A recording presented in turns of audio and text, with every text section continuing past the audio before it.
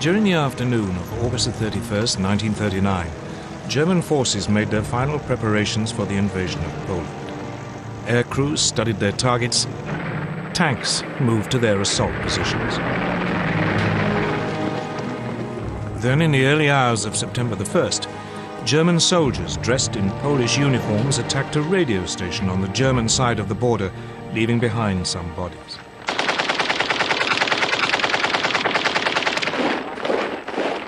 This was the aggression which Hitler later used to justify his attack.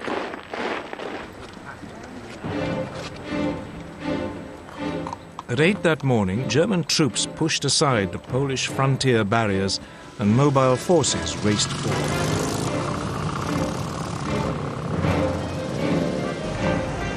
Two days later, on September the 3rd, Britain and France declared war, honoring their promise to stand by Poland.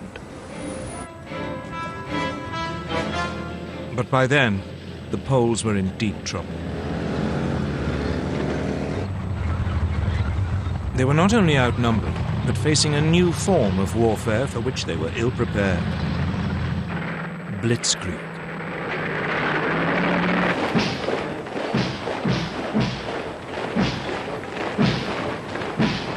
In 1939, the German army consisted of 1.5 million men. Its elite were the panzers, tanks, 6 armored divisions and 4 light divisions intended for reconnaissance, a total of 2,400 tanks. These had been designed to break through an enemy's defenses and strike deep, cutting communications and spreading confusion. Enemy strong points would be bypassed, left to the following infantry to mop up.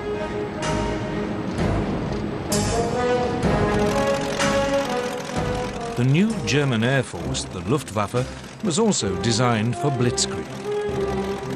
It had 2,500 aircraft lined up against the Poles. The most notorious was the Junkers Ju-87 Stuka dive bomber. It was a form of flying artillery, making pinpoint attacks in support of the fast-moving ground forces. The Poles could muster just 600 planes. On the ground, it was just as bad. Poland's army was just 500,000 strong.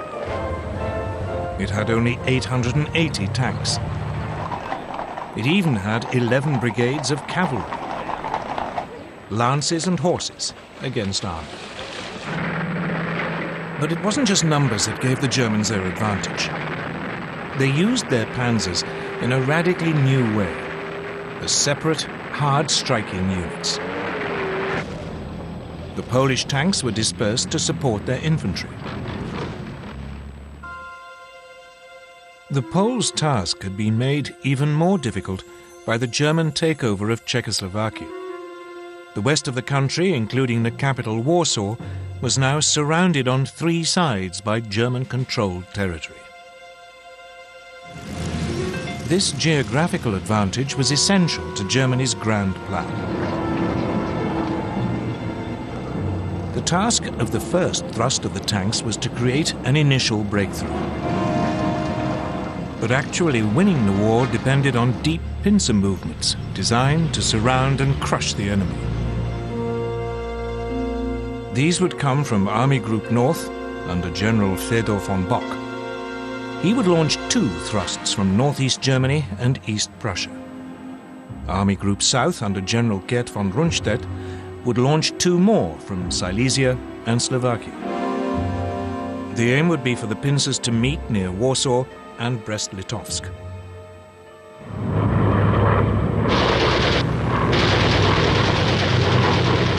From the start, it went well for the Germans.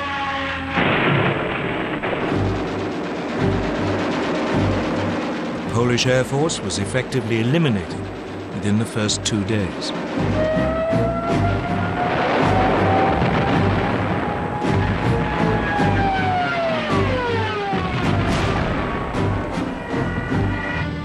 Panzers cut through and struck deep.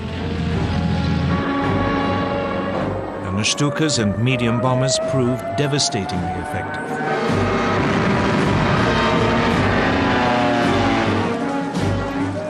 The Poles were sliced apart, pinned into pockets which yielded vast numbers of prisoners.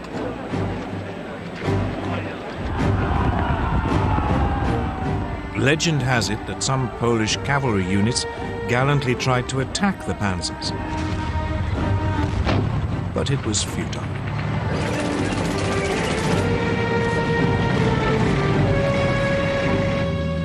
They were just brushed aside. By September the 8th, the inner pincers had met up. German troops were advancing on the outskirts of Warsaw. On September the 17th, the outer pincers met at Brest-Litovsk.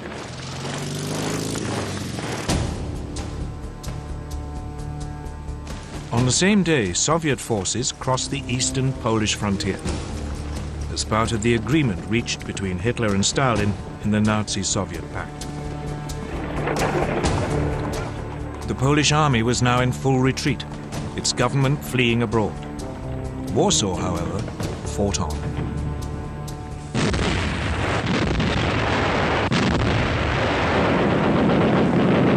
Its defenders rejected a German offer to surrender, so the full fury of the German war machine was turned on it.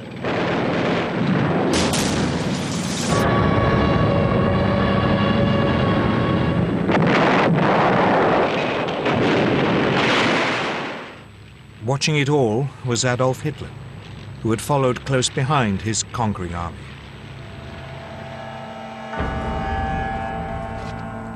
On September the 27th, Warsaw surrendered. The next day, the victors carved Poland up according to the Nazi-Soviet pact. The Soviet Union annexed slightly over half the country to the east. Germany took the rest. Both regimes began rounding up anyone who might present a danger in future. Many were murdered. And for the first time, the Germans revealed how they would behave against those peoples in Eastern Europe whom they considered inferior. They sent in the Einsatzgruppen, special SS squads, to round up Jews.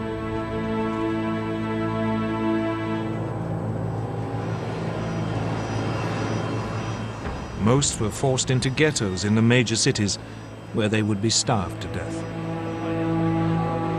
Others were executed on the spot.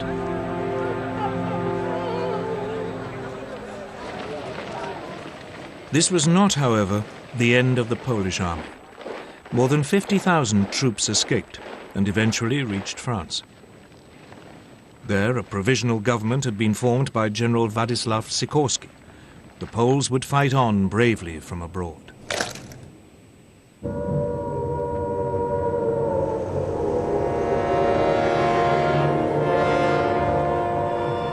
In Britain, the air raid sirens had sounded within minutes of Prime Minister Neville Chamberlain's announcement that hostilities had begun. In fact, despite their politicians' guarantees of Polish sovereignty, Britain and France had done very little to help Poland. As Hitler had gambled, they had no idea what to do once they had actually declared war. Both countries had begun mobilization. Air raid precautions were speeded up. Anti-aircraft guns were placed in major cities. Shelters were erected. Soon, children were being evacuated. Everyone had to carry gas masks, and a blackout was introduced. The British Army began to deploy its 100,000-strong expeditionary force to northern France. French troops did advance a little way inside the German border, but they refused to move beyond the protective cover of artillery range. The initiative was still firmly in Hitler's hands.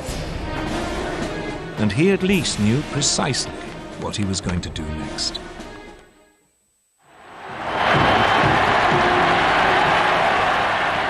The Blitzkrieg against Poland had been a stunning success for Adolf Hitler. He had subdued an entire country in less than 4 weeks, and he was hungry for more. So he ordered his generals to plan to attack the British and French in November 1939, less than 2 months after the fall of Poland. His general staff was appalled. The bulk of the German army was still out east and had to be moved west. And there had been some serious losses in the Polish campaign. Lessons had to be learned. Polish anti-tank guns had destroyed a division's worth of the lightly armored panzers. A quarter of the aircraft used had been lost. The panzers were too light and unreliable, and they had frequently outrun both their supply columns and the marching infantry. Reluctantly, after furious arguments, Hitler agreed to wait until the following spring.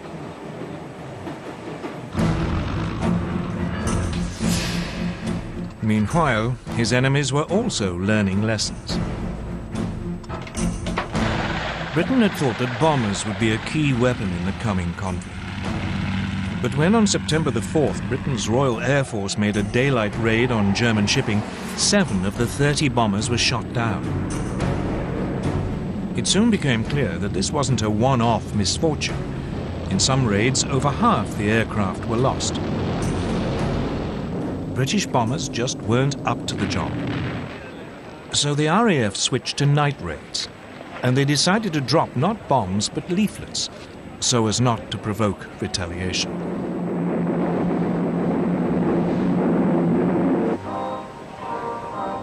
So, with the Blitzkrieg stalled and the air war quiet, the focus now went to the one remaining arena, the sea.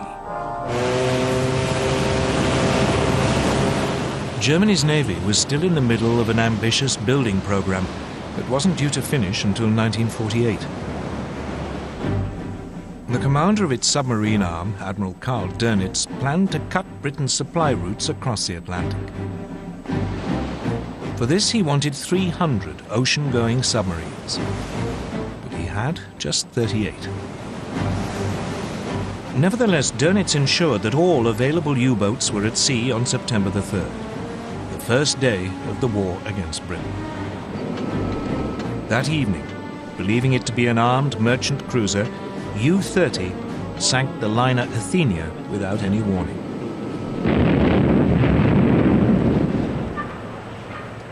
A 112 lives were lost, including 26 American citizens. The Royal Navy dwarfed its German counterpart. It had 12 battleships. Germany had none. It had 5 aircraft carriers. Germany, again, had none. So after the Athenia, Britain declared a total blockade of German ports.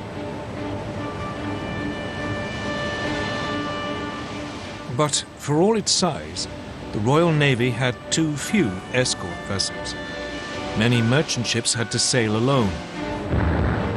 And by the end of 1939, more than 100 had been sunk. It quickly became apparent that the British had woefully underestimated the submarine threat. On September the 17th, U-29 sank the British aircraft carrier Courageous.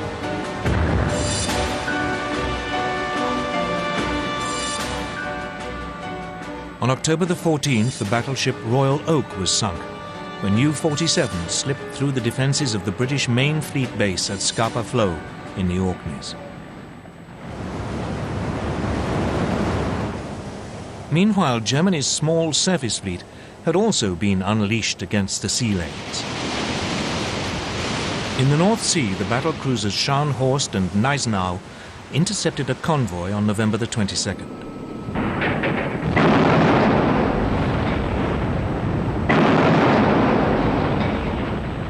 They sank its escort, the armed merchant cruiser Rawalpindi. But it was the pocket battleship Graf Spee which caused the greatest problems. Designed specifically for commerce raiding, its 11-inch guns could overwhelm any ship fast enough to overtake it, and it had the speed to escape from any battleship. The Graf Spee had slipped away from Germany before hostilities began.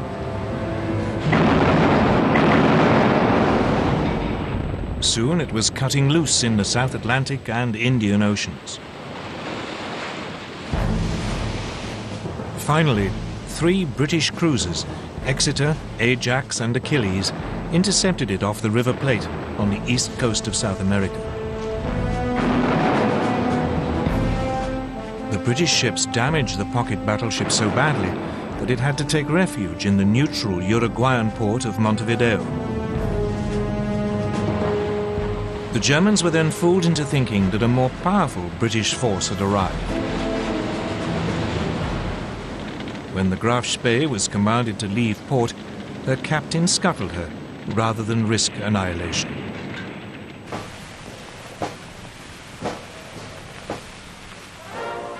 Back home, the Royal Navy crews were feted as heroes. But this was just about the only obvious success enjoyed by the British or French armed forces during the winter of 1939. Though the British did enjoy one secret victory in the technological war, which was to prove vital.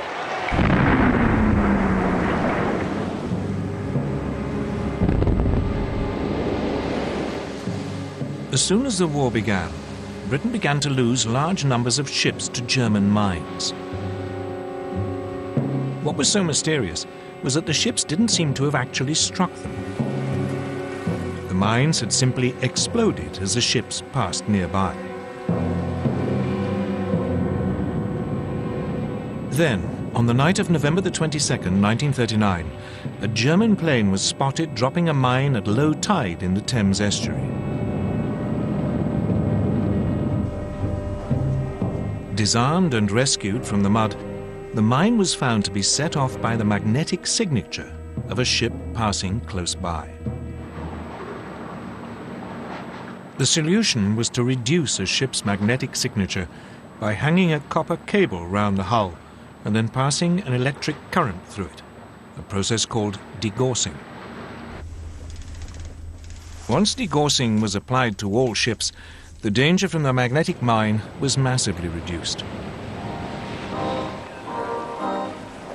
But otherwise, as 1940 began, the war was quiet. The two sides did little during the winter except to patrol, train, and try to keep warm, for it was a particularly cold one.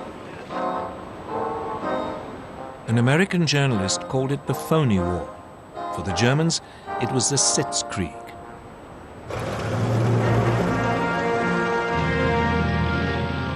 In the spring, the British Expeditionary Force took up its position towards the left of the front on the Belgian border.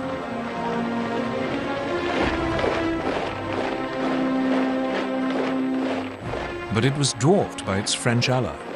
France had some 100 divisions along the Belgian and German frontiers or in reserve nearby. This imbalance meant that the British commander, Lord Gort, had to go along with the ideas of the French general Maurice Gamelin. And these were entirely defensive. French hopes were pinned on the massive ramparts of the Maginot Line. A series of fortifications, it ran from Switzerland to Belgium along the French-German border. The Maginot Line was considered to be completely impassable and would ensure that French territory remained safe.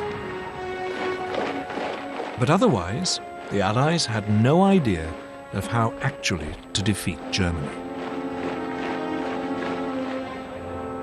Instead, they brought up their forces and prepared for a repeat of World War I. They would blockade Germany to sap its strength, and they would dig in, ready to grind down the assault which they knew must come.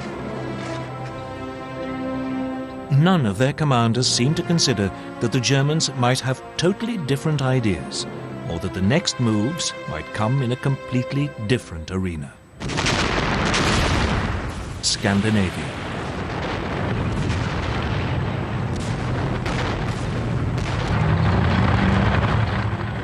On November the 30th, 1939, a new theatre of war was opened up. The Soviet Union invaded its tiny neighbour, Finland. Finland had only achieved independence from the Russians in 1918 and hated them.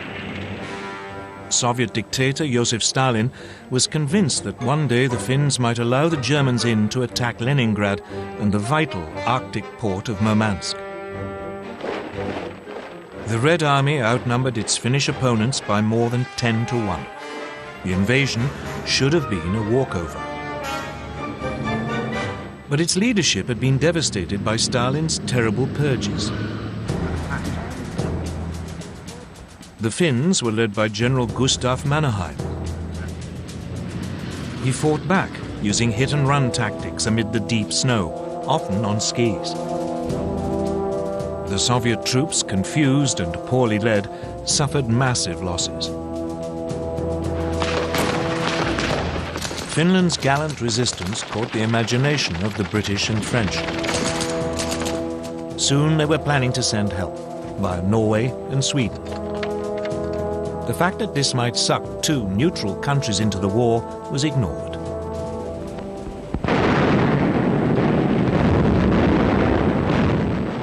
But a renewed Soviet offensive at the beginning of February broke the Finnish defensive line. In early March, the Finns had to cede territory to Stalin. By now, Hitler too had become interested in Scandinavia. The Nazi war machine relied on iron ore from Sweden. In the winter months, the only way it could get to Germany was via the Norwegian port of Narvik. If the Allies landed in Norway, this vital supply could be cut off. So he ordered plans to be prepared for an invasion of Norway. Denmark, which was in the way, would also have to be seized. The Norway theatre heated up on February the 16th, 1940. The British destroyer Cossack boarded the German supply ship Altmark in a Norwegian fjord to release prisoners.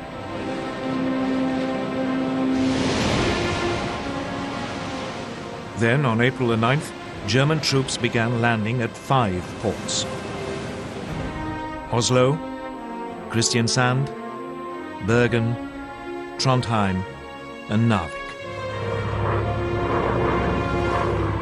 At the same time, men of their newly formed German parachute division seized Stavanger and Oslo airfields. The Norwegian defenders were swiftly overwhelmed,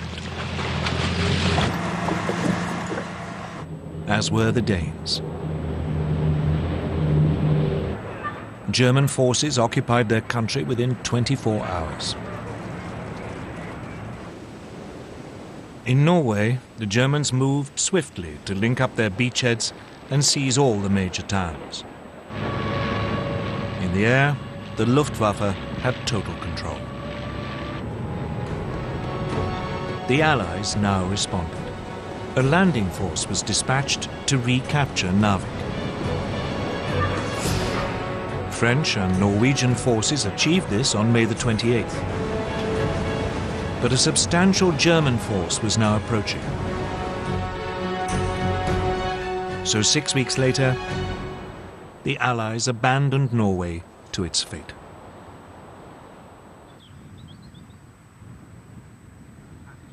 Hitler had spent most of that winter and spring at his country retreat, the Berghof in southern Bavaria. For him, the events in Scandinavia were a sideshow. Instead, he was preparing for his next major blitzkrieg against Britain and France.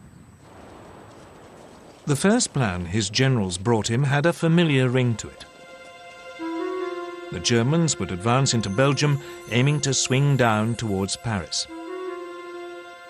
It was a repeat of the Schlieffen Plan, which the Germans had used at the start of World War I. The Allies were expecting this, and their main strategic discussion was how to prepare for it. When the Germans attacked, the Allies planned that their forces west of the Maginot Line would swing forward into Belgium to hold them on the shorter and more defensible line of the rivers Dyle and Meuse.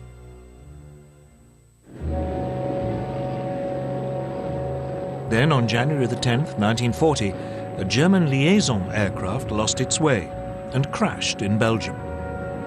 A copy of the German plan was found. This convinced the Allies that their Dyle plan must be right, and they deployed their troops accordingly.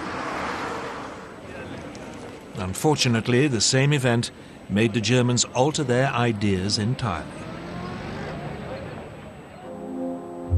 Chief planner General Erich von Manstein had always thought the original plan unimaginative. He was worried that the German forces would become bogged down, as in World War I, and that his country would lose a long, drawn-out war. So he proposed to Hitler that the main thrust should be made at the point where the Maginot Line ended, and where the Allies were most vulnerable as their Western armies moved forward. Virtually all Germany's panzers would be gathered opposite the Ardennes in southeast Belgium. The Allies considered this hilly and wooded area almost impassable for tanks. It was, therefore, lightly defended. The plan was to drive deep behind the Allied armies, which would have advanced into Belgium. They could then cut them off, and all the forces sitting in the Maginot Line would be bypassed. It was a high-risk strategy. The German armor could become stuck in the forest, but Hitler loved it.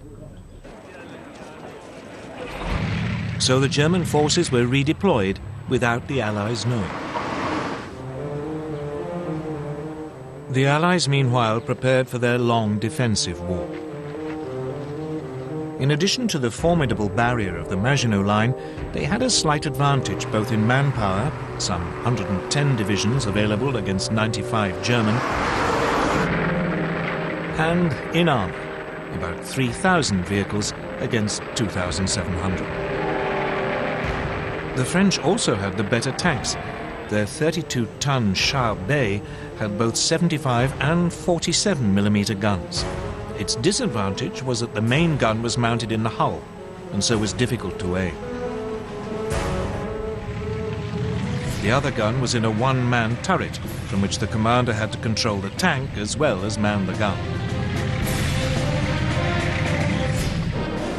In contrast, the newest German design, the 17-ton Panzer Mark IV, had a 75mm gun in a spacious three-man turret, so its crew could work as a team, though only about 100 were available. The other main French tanks also had guns which matched those of their German counterparts, but again the French had the one-man turret. The one area where the Germans had a clear advantage was in the air. The Luftwaffe had 2,000 bombers, the Allies just 800. The Luftwaffe had 4,000 fighters, including the ultra-modern Messerschmitt Bf 109. They faced just 2,500, mainly older aircraft. The Royal Air Force did have about 800 excellent Spitfire and Hurricane fighters, but it was keen to keep them for home defense. But the main difference between the two armies was in philosophy. Everything the Germans did was focused on the possibilities of blitzkrieg. All their armor was grouped in 10 independent panzer divisions. But the French were preparing for a repeat of the static fighting of World War I. They saw tanks as infantry support and distributed them piecemeal instead of concentrating them. They had noticed the success of Germany's panzers in Poland, so they were assembling 3 armored divisions. But by the start of hostilities, none was fully operational. 2 totally different ways of military thinking were about to go head-to-head. Blitzkrieg against static warfare.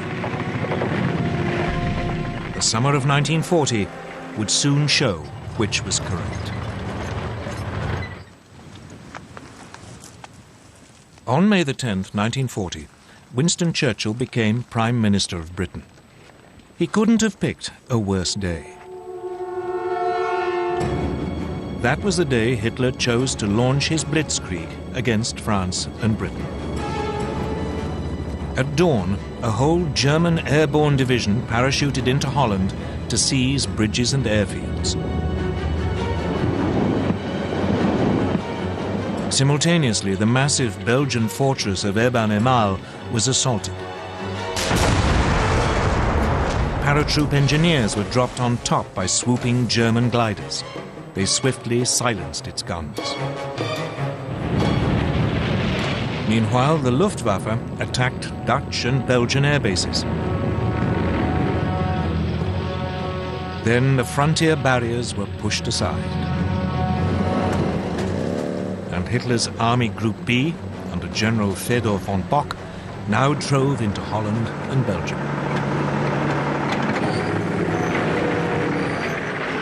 As planned, the French and British armies along the Belgian border moved forward to their new defensive line along the Dyle and Meuse rivers. But none of the Allied commanders seemed to have noticed that German Army Group A, which had the bulk of the panzers, after brushing aside the Belgian frontier troops, had now begun driving through the hills and woods of the Ardennes to their south.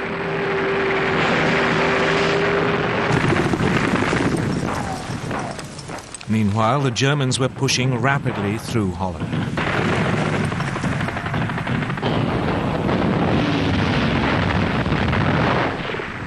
The obsolete Dutch army was no match for the highly tuned German war machine. And it was under continual heavy air attack by the Luftwaffe, which roamed the skies unchallenged. On May the 14th, the Germans demanded the surrender of the port of Rotterdam. A large force of bombers took off as the Dutch hesitated. While they were airborne, the Dutch agreed to surrender the city, but apparently a recall message never reached the bombers.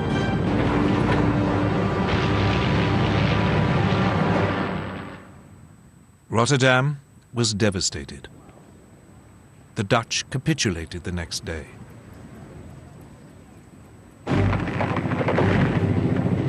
Then came the hammer blow. The thing that British and French planners had thought impossible had happened. German panzers were through the Ardennes and had reached the Meuse by the evening of May the 12th.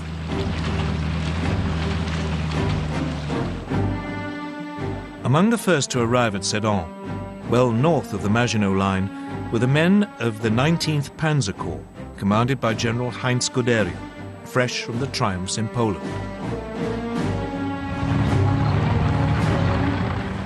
Guderian now showed how blitzkrieg should be done. He ignored the troops in the Maginot Line, and he didn't wait for his own infantry to catch up. He pushed straight on. The next day, assault troops crossed the River Meuse.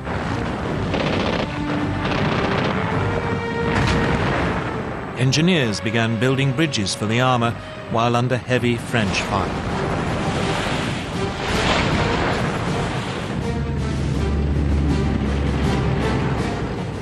On the 14th, the panzers began crossing. That evening, Guderian's bridgehead was 8 miles deep. The French troops, stuck in the Maginot Line, were too immobile to intervene. Allied bombers made despairing attempts to destroy the German bridges.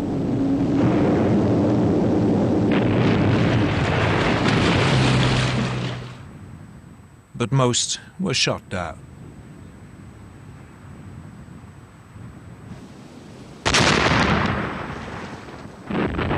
All the while, German artillery pounded the French defenses while the Stukas screamed in.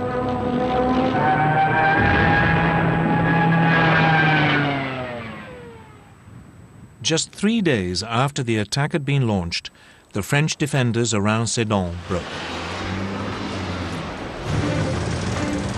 Guderian's panzers began racing westwards. By nightfall, they had advanced more than 40 miles behind the northern group of Allied armies. These had been holding firm on the Dial line, but now the French Supreme Commander, General Gamelin, realized that they were about to be encircled. He ordered them to fall back. This sudden decision to withdraw bewildered the Allied troops, who had no idea what was going on behind them. As they fell back, they were hindered by a growing flood of refugees clogging the roads. That day, the French Prime Minister Paul Reynaud phoned Churchill. He said, "We are beaten. We have lost the battle." But for all the brilliance of the Blitzkrieg, the Germans were vulnerable. As the panzers raced westwards, they created an ever longer corridor just a few miles wide. The Allies realized that this was open to counterattack. The bulk of the German army was still totally dependent on horsepower or its own feet for transport, so the gap between the rampaging panzers and the follow-up infantry grew with every hour. On May the 17th, Colonel Charles de Gaulle, commander of one of the newly formed French armoured divisions, made the first of 2 attempts to cut through the German line near Crécy. But the cumbersome French command system meant that units were sent into battle piecemeal, not in a coordinated thrust.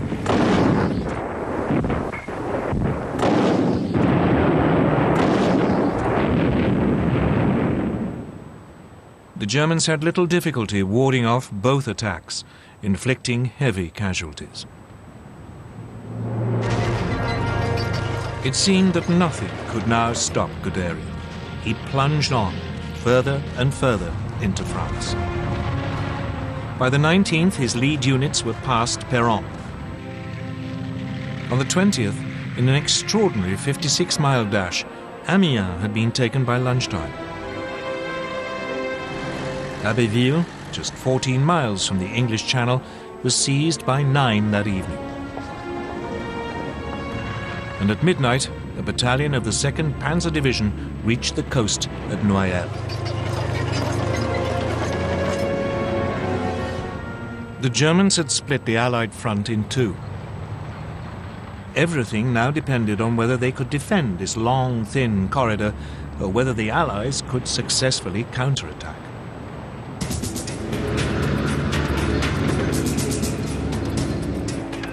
So now the British got ready to break the German lines.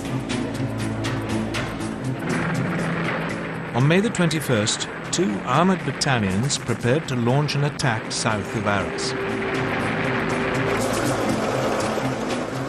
The British tanks were even more unsuited to fast-moving armoured warfare than the French. Their most effective machine, the Matilda II, had been designed for infantry support. Though well-armoured, it was slow and undergunned.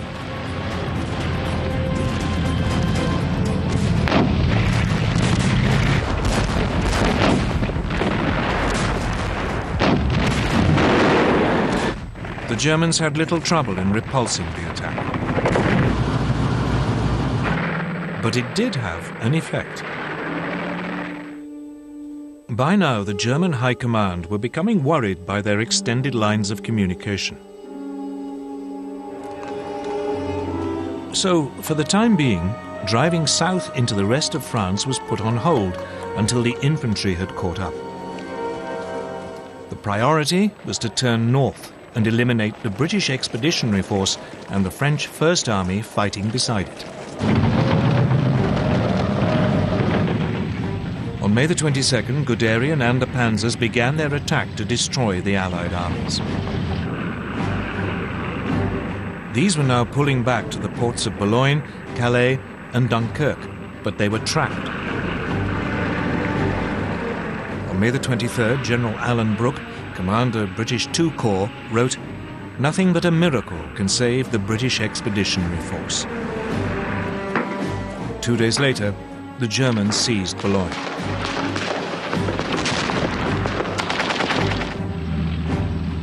it was beginning to look as if even a miracle would be too late. May the 25th, 1940. The situation of the British Expeditionary Force and the French First Army was desperate. The port of Boulogne had been overrun. German troops had isolated Calais.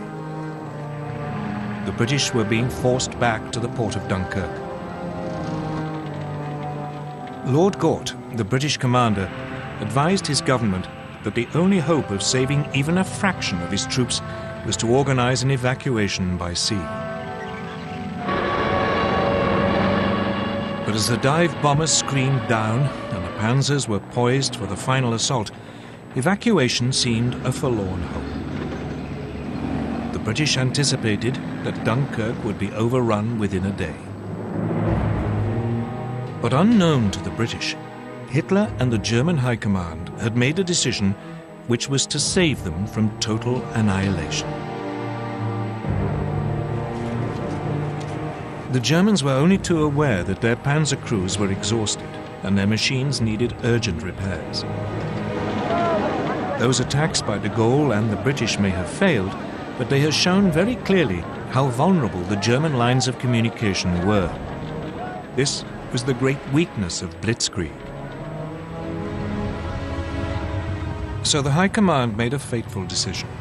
It decided to stop the panzers' advance to save them from further damage and wait for the infantry to come up.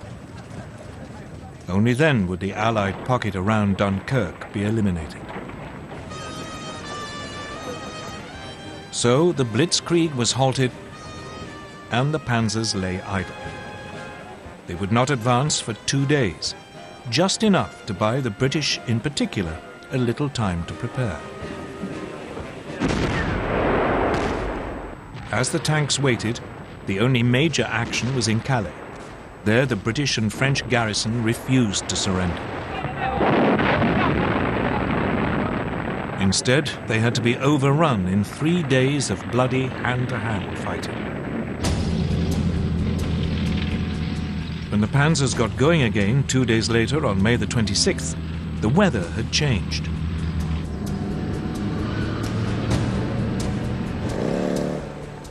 The Germans became bogged down in the heavy rain, again giving the Allies more time. So it was that at 7:57 p.m. on May the 26th, Vice Admiral Bertram Ramsay, flag officer commanding Dover, received a signal that he was to put Operation Dynamo into action. Operation Dynamo was a plan to withdraw the British Expeditionary Force by sea. He had prepared it more in hope than expectation that it could ever be used. The following day, a makeshift fleet of destroyers, tugs, and passenger ferries crossed the English Channel. But by the end of the day, less than 8,000 of the over 300,000 troops at Dunkirk had been rescued.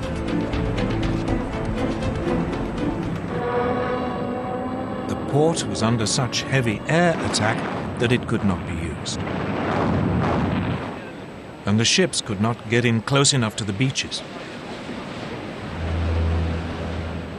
So Ramsay now sent out a call for any boats of shallow draft that were over 30 feet long.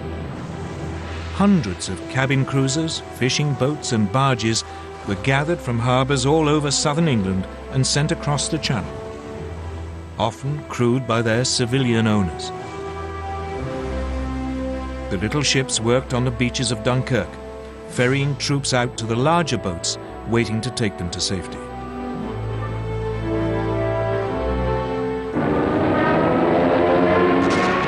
All the time they were under constant air attack. The British Air Force threw every fighter it possessed into the battle to drive the Luftwaffe off.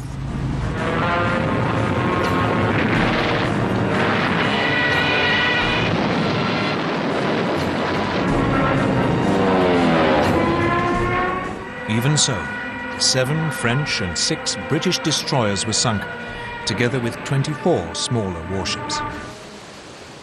A quarter of the 665 small boats never got home. But when the evacuation was halted on June the 4th, over 300,000 men, 41% of them French, had been rescued.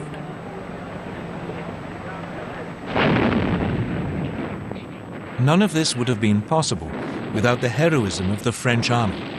It played a vital role in slowing down the German advance.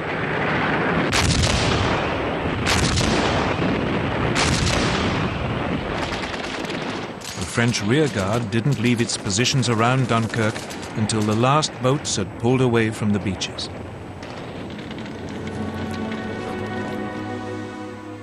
One British officer compared them to the last stand of the Spartans at Thermopylae. Even so, the British army had lost most of its heavy weapons.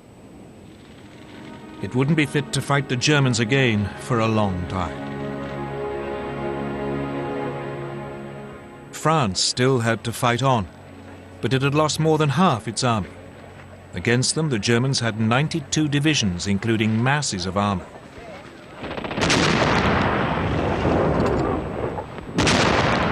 At 4 in the morning of June the 5th, a short bombardment began the final destruction of France.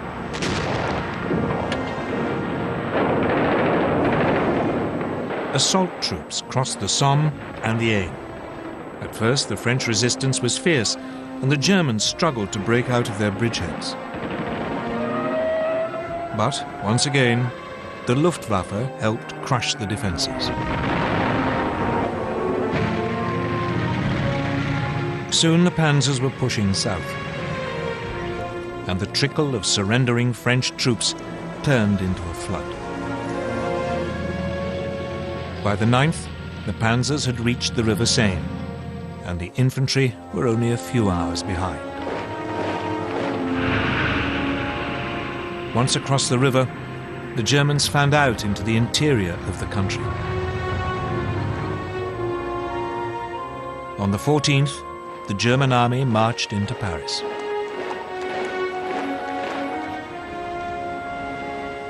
The swastika was raised on the Eiffel Tower.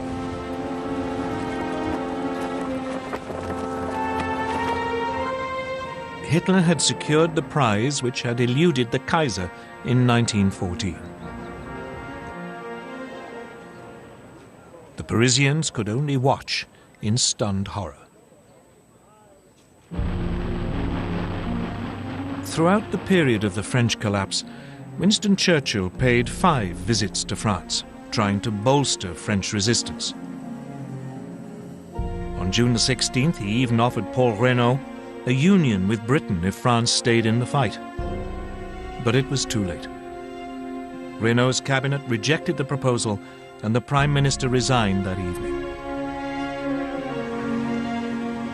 He was succeeded by Marshal Philippe Pétain, who immediately asked the Germans for an armistice.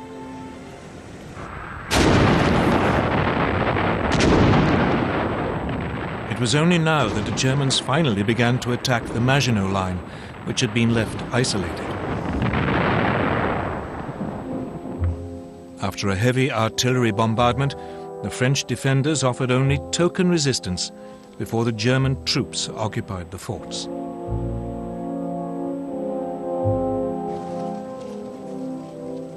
On June the 21st, Hitler went to Compiègne, where the railway carriage in which the Germans had signed the armistice in 1918 was kept. As a French delegation entered the carriage, he handed them his terms and then left. The French insisted on consulting their government, but the next day they were told that if they didn't sign immediately, the panzers would roll again. They signed, and the humiliation of France was complete.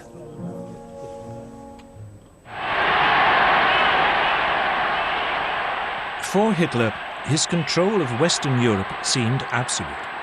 He felt sure that Britain must now seek peace, and that soon he could turn to the next stage of his master plan. But even though the Blitzkrieg had achieved so much so fast, it hadn't won him the war. The British, battered and wounded, had escaped to fight another day.